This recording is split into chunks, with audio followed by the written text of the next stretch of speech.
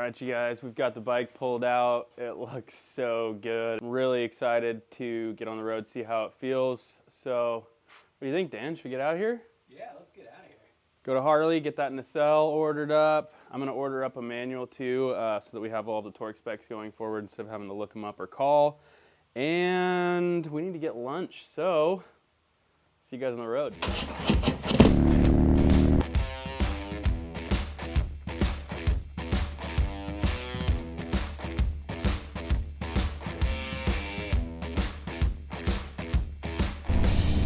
All right, you guys, we are off. What a beautiful day for this. This is gonna be one of the last t-shirt days, I'm sure. But sun, couple of clouds, I'll take it. Riding with one of my best buds, this is awesome. So right off the bat, I can tell you the suspension feels completely different. This is a noticeable modification. This is not something where you're gonna put them on and go, oh, I can't tell. No. You're much more locked into the bike and one with the road.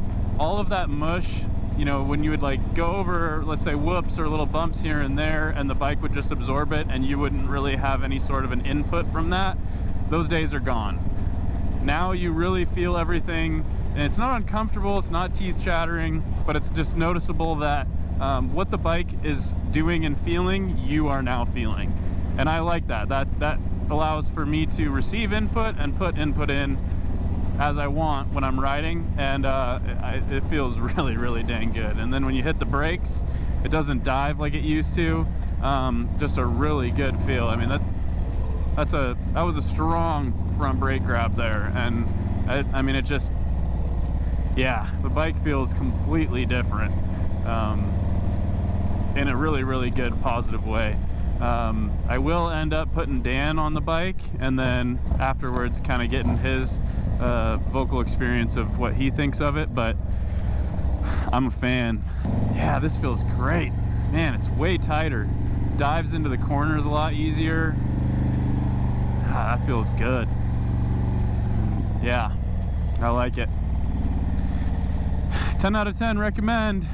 If you guys are thinking about doing cartridges, it is a noticeable difference, and you will enjoy it. All right, well, I just scraped floorboard. I've never done that. Normally it's just scraping kickstand, and we just scraped the heck out of the floorboard there. So right off the bat, the confidence that this upgrade instills is more lean angle. I've never scraped floorboard, and it just happened out of nowhere, and I said, oh shit, okay. And I'm looking down, and my TPU is all scraped up under there. So fortunately, Thrashin makes replaceable TPU sliders, so you know, you can get away with that without damaging the actual floorboard. So when we get to Dan's, obviously we'll put the camera on there and see what it looks like. And but yeah, that's kind of just an interesting testament as to the difference that you're going to see with this suspension. Also, something I really, really love that I didn't really see coming is on the downshifts. When I'm coming into a corner, and let's say I'm in like 5th, high RPMs, and I downshift 4th, 3rd, the bike doesn't dive. Like, you know, it's not like, it's just very, very tight. It's on rails. It's freaking awesome. So just something worth mentioning. You know we're gonna freaking rip through here, right?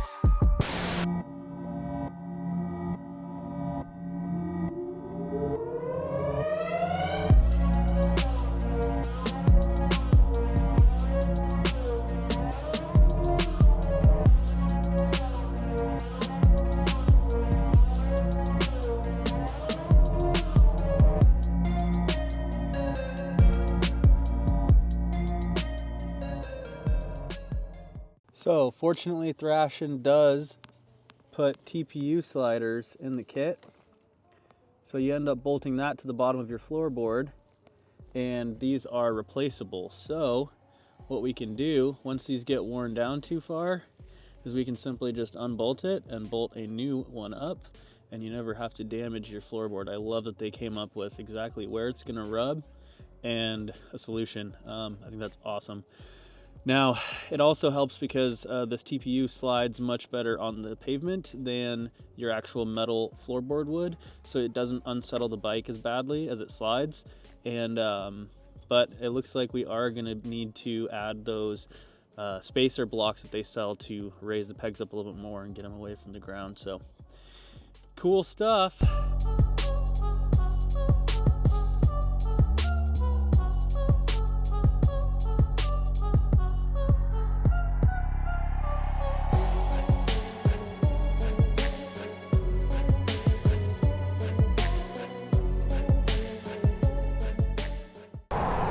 Wrong. Yes.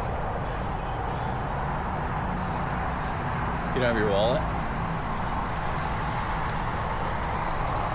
All right, you guys, we are back and we struck out. So Harley Davidson wants $662 for a CVO to sell. The regular one's like $80. I even said to the guy, I said, that's a $500 paint job. Like, thank you, goodbye. So we're gonna drill some holes in the plastic covers. We're gonna do a nice clean job on that, but we haven't eaten a single thing today. So forgot my wallet, so we're gonna grab my wallet. We're gonna run to town, and about a half-hour ride along the water. It's really pretty. And we're gonna go over to Two Margaritas in Allen and see if we can't get some outdoor seating right over the water there. And so that's the next move.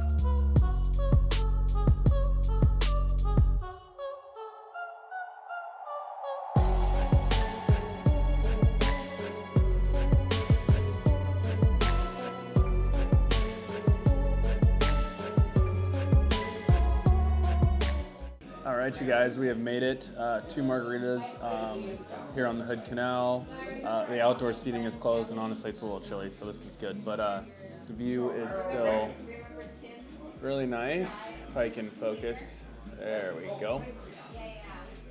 So my girlfriend always makes fun of me for it, but I get the most basic thing at Mexican food. I always go with a chicken quesadilla. I'm sorry, I like them. The guac, the sour cream, that's all I need. I don't know. Carne asada, I'll do carne asada too. Or obviously street tacos if I'm at a taco truck. That's good water. So, what'd you think of the suspension when you took the bike for a ride? Well, for starters, it was more planted in the corners. With the factory suspension, sometimes when you're in the corners, it feels like the tires kind of want to slide a little bit. You didn't get that. It felt planted in the corners, and acceleration, it felt like the bike was snappier because it's not putting all of the power that could be going straight into sinking the suspension. Right. We don't have that like squat and it's more not violent, but like you feel impressive. Yeah. It's more impressive. Yeah. And the downshifts. I love that on the downshifts now it doesn't dive. Yeah, definitely more confident in your riding because you're just there with the bike. The bike's not going to fight you on anything. Yeah, that was my first time scraping peg. Yeah. Literally first ride with new suspension. So if I don't say anything, I don't know what does. So I think the only question is when we can do it to yours. That is a good question. And they're down. Carne asada, shrimp. There's some big shrimp too. Yeah. Coconut shrimp, honey walnut shrimp, any kind of shrimp. Alright, chicken quesadilla, guac and sour cream. This ain't no local taco spot, but it's bomb. Perfect.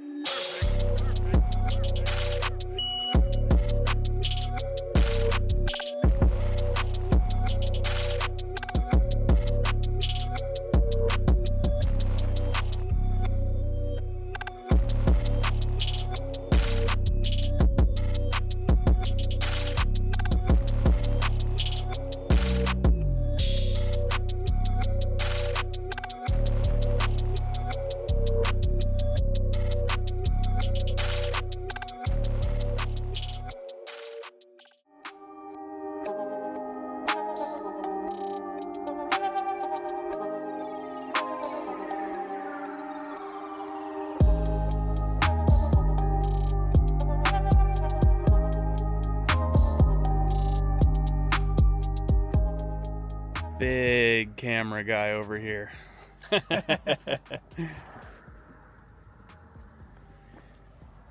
All right, you guys, so we got some cool riding clips after dinner, so I think the rest of the ride, I'm not gonna worry about it. We're just gonna rip it back to my house, and then tomorrow I will hit you guys with what we do with that nacelle to give us access to those tops of the forks, and that'll be that. Okay, good morning, you guys. We're back in the garage. It's the next day, and we need to get some covers on the triple tree.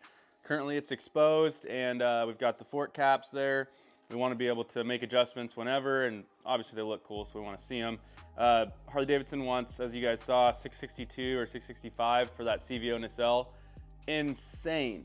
So we're gonna drill out this one, the stock one, and see if we can't do it pretty clean. Okay, so I put a dollop of grease right there in the rebound adjustment hole, and put a bolt in the hole here, and then lined up this hole. Obviously it wouldn't line up because it's too high, but we have our dollop of grease right there. That is gonna be our start point. We're gonna drill the hole from this side so that we don't have any slip ups and scratch the top side of it. And we'll just see how this goes. All right, you guys, so we have the nacelle all drilled out. Looks really good. I ended up going with a bigger hole than I originally intended. I originally used a hole saw and did the exact size of the fork caps, but I came to find out, just like how the CVO nacelle is, you kind of want to make those holes bigger than the actual fork cap. Otherwise it looks really weird because the nacelle is domed and just looks, it honestly looks out of place. It doesn't look right at all. So the bigger holes actually look better. So I ended up using a file to ream that out a little bit further, and then I used some 400 grit sandpaper to clean up the edges on the plastic so it looks really, really clean. So I'll show you guys what we've got. So it turned out really nice and symmetrical, looks really good. Nicely centered in the holes. I'm very happy with the end result. And I think it's kind of cool that you can see all that, and I can now make those adjustments on the fly. Now I haven't fully reassembled it yet. I'm so sick of those 3/8 silver bolts sticking out, the hex head ones that hold the nacelle on. So I'm gonna run to Ace and see if I can find some black Allen head, like button heads, and replace them with those, and then we'll button it up. So let's head to Ace. And I'm thinking we'll take the Denali for this one. I haven't really driven it with you guys at all.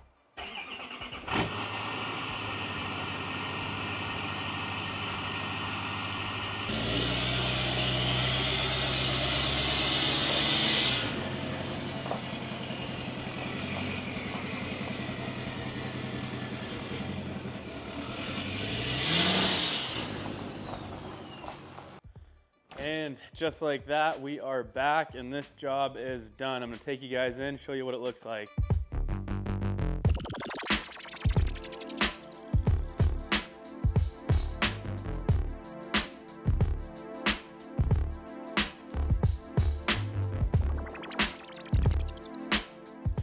Much cleaner with those black Phillips heads there. All right, I think we're gonna wrap the video up here. I want to thank you guys for watching this part 2 to this Ohlins cartridge install. I want to leave you with a few final thoughts about this entire process. Installation wise, this was a pretty easy job. It was honestly one of the more fun jobs that I've done on the bike, and I'm glad I got to do it and share it with you guys. But if you were watching that install video and you saw any parts that made you uncomfortable, if you were to do it yourself, please be honest with yourself about that and take it to a professional. Let them do it. It'll be warranted. It'll be done right.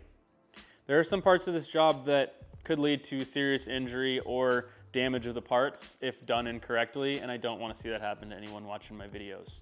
So, ride quality wise, this is a completely new machine. This is not a couch anymore. This bike handles in between a sport bike and a Harley now, and it's just right.